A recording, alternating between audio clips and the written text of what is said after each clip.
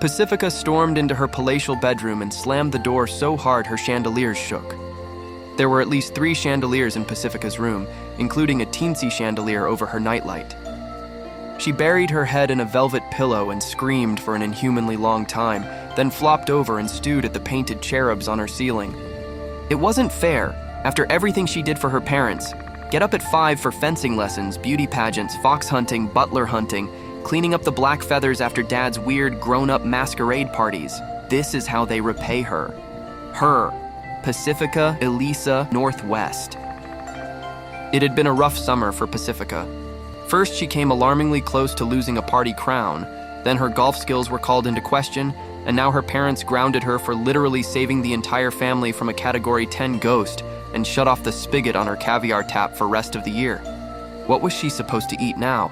Dog food? She angrily opened her mini fridge and pulled out an Upper Crustables TM brand snack pack and angrily spread the caviar on the tiny baguette. Ugh, why does it come with this dumb little stick? The caviar always gets stuck in the corners. She looked at a napkin where Dipper had written the shack's phone number in case killing the ghost might have created a double ghost. As if she would put his number in her phone. Everything in her life used to make so much more sense before those Pines twins came along and screwed everything up. That stupid Mabel and her baffling, undeserved confidence. That know-it-all sweat-stained Dipper whose giant head was always butting against hers.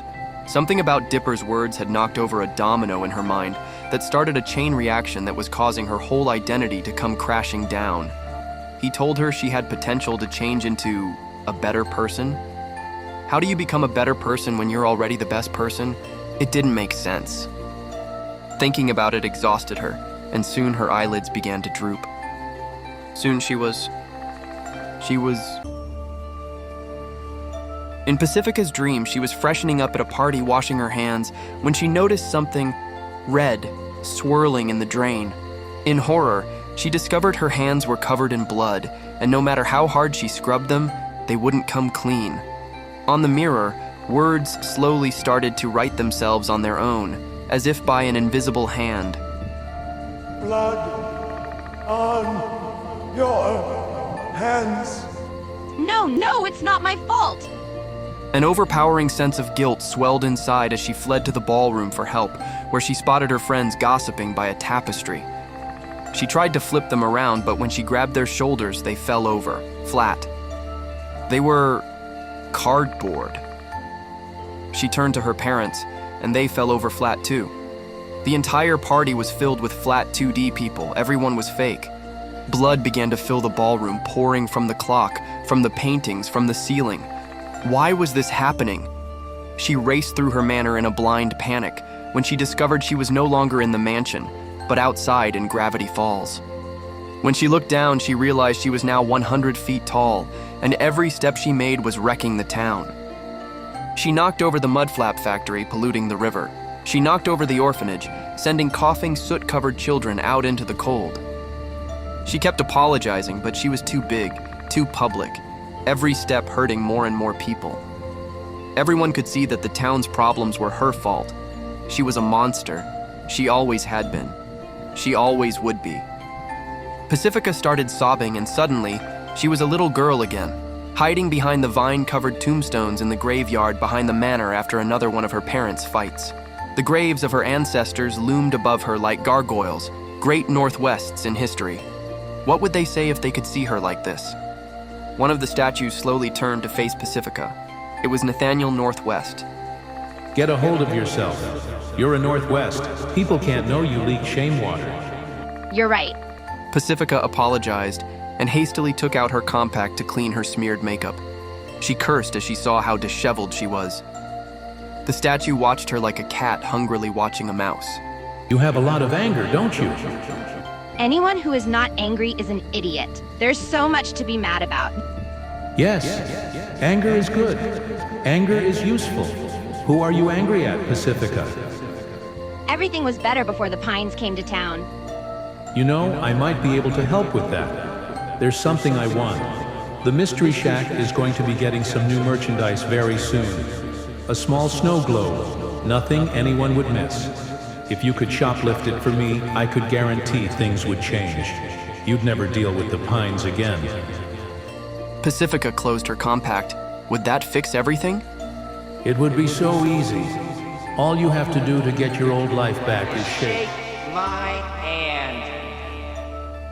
The statue extended its stony hand. Thunder rumbled in the distance.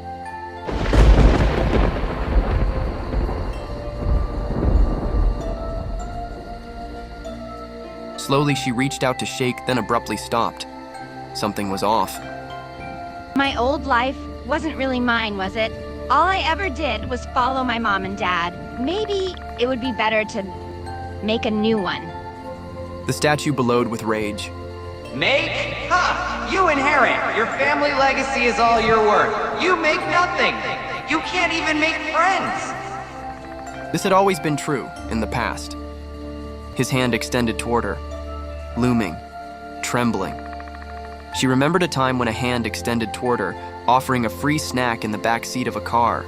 Make the deal, you little fake blonde impending paternity test! Pacifica's face relaxed.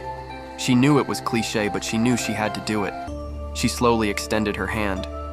Just as the giant, lichen-coveted hand was about to close around hers like a cage of stone fingers, she swung her arm up and behind her head. Psych. What? Too slow.